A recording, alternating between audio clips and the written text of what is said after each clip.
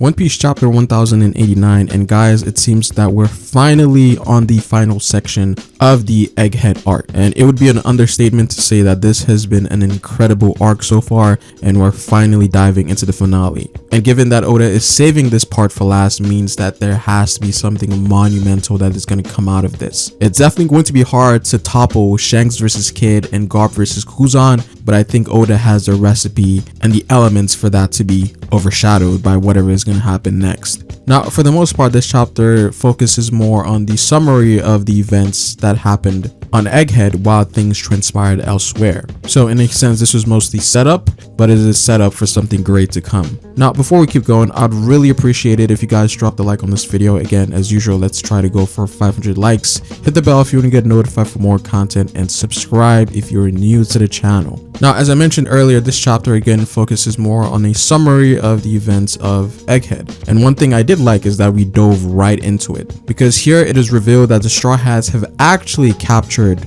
York, which is absolutely great because we know that the Straw Hats are well capable of doing that. So it was kind of redundant to show us the whole process, so I'm glad that we finally got to it and we're at the end point in which, you know, York has already been captured. So going into this, that's already amazing off the top. Now, this is also an indication that the Straw Hats somehow managed to deal with the Pacifistas or the Seraphims. Now, obviously, I don't doubt that the Straw Hats can beat them, but I think it's more safe to assume that Stella and the other Vegapunks helped take control of the Seraphim back from York once again. Of course, with the help of the Straw Hats. And again, we know that the Straw Hats should be capable of this, which is why I said that we didn't need to see that whole process take place.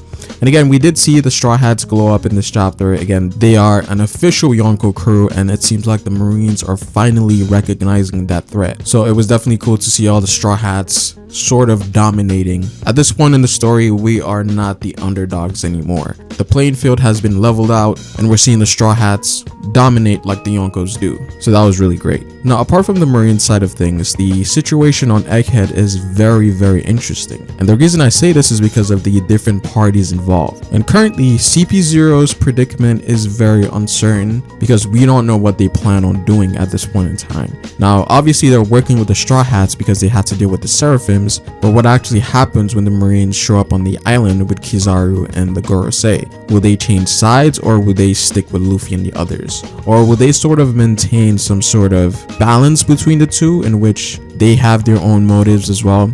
Because we do have to realize that given that the CP0 kind of failed their mission here, there are going to be repercussions for failing. So maybe because of that, they have sort of a temporary alliance with the Straw Hats. They're definitely a wild card in all of this because we don't know where they could go next. And talk about wild cards, I think the biggest wild card in all of this is the Blackbeard Pirates. Now, we know that the Blackbeard Pirates arrived earlier than the Marines because we did see them in that one chapter with the ship.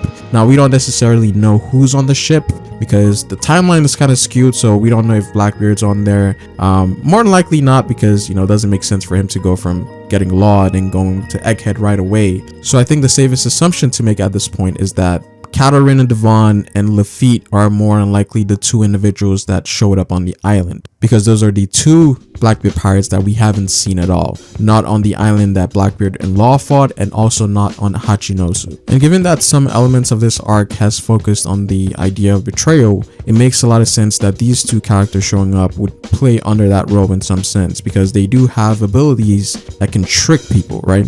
Katarina Devon has a mythical zone which allows her to turn into other people, and we don't even know the full scope of her abilities yet. More than likely it has more than that. And then we have Lafitte, who can hypnotize people, as he did back when they tried to enter the gates of justice back in Marineford. So these are abilities that are obviously meant to trick people, so I feel like that's going to play a massive role in whatever is going to happen on Egghead. And it's even going to have a much greater potential because of three different parties being here. So Katarina could turn into one of the Straw Hats, she could turn into one of the Admirals, one of the Goroseis. Like, this could actually mess a lot of things up for both sides, right? It could also benefit both sides as well, depending on what actually happens, because there might be a thing where if Katarina turns into the Gorosei, she might be able to use the Seraphims, which could be an actual issue because we know that the Gorosei's voice commands cannot be overridden, so that's going to be very dangerous. Now, on the Marine side of things, they have a total of 30,000 Marines versus just the Straw Hat and the Vegapunks and CP0, and this is massive, right, compared to what a buster call usually is. But then again, we don't really put much value into numbers in One Piece because fodders for the most part don't really have that much of a role. So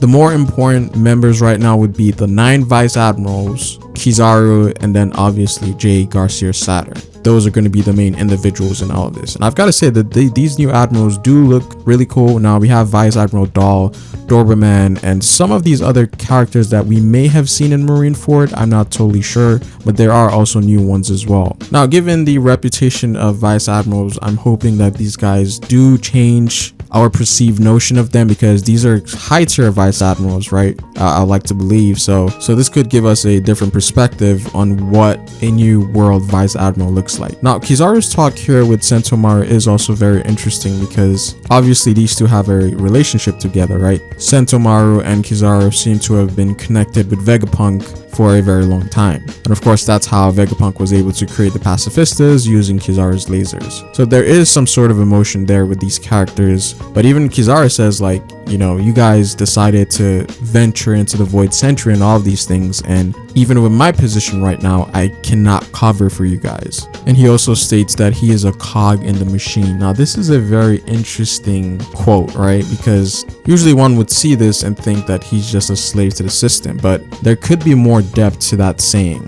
We just have to find out more. But I think it is a very interesting quote for him to say because it could delve more into his character. So that's something I'm really looking forward to. Now, it is also interesting to mention that Kizaru does say that breaking everything on Egghead is going to be a loss for them. So we're at another point in the story in which the admirals are restricted, because now he can't use his abilities to the fullest, meaning that he can't do his job 100%. So this is no different with the admirals at Marineford, Aokiji and Garp, and then Fujitora versus Green Bull at Morijoa. Oda loves restricting the admirals because, again, their full power might be insane. And as far as who's going to fight who, at this point in time, I am very unsure, but normally one would think that Kizaru would fight Luffy, but if J. Garcia Saturn turns out to be this monster, then Luffy might actually fight J. Garcia Saturn, and then a lot of people think that Zoro is going to fight Kizaru, which I'm not sure Zoro is on that level yet, but Zoro is definitely at the level where he can hold his own against an admiral, obviously, right? Because, you know, Zoro fought Kaido, so it makes a lot of sense that Zoro can pretty much hold his own against any character in the series at this point in time. So we have to see what J. Garcia Saturn's role is in all of this, whether he's going to be a fighter or is he just someone that's going to take control of the Seraphims. There's a lot to be said here, but we don't have enough to go off of. So definitely excited to see what's to come out of this Egghead incident, because the build up right now is insane. But that is pretty much it for this video, guys. I appreciate it if you drop the like on this video, hit the bell if you want to get notified for more content, and subscribe if you're new here. Comment down below what you guys think, and you can follow me on Twitter at Ferrospace. But it is Ferro, guys, and I will see you folks later. Peace.